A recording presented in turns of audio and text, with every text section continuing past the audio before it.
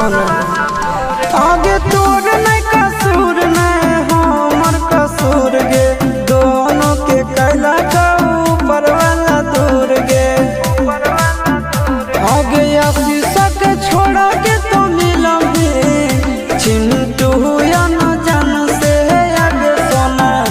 चिंटू या न जान से जोड़ी है बनावल भगवान के दोस्त नहीं इंसान के आगे सोना दोस्त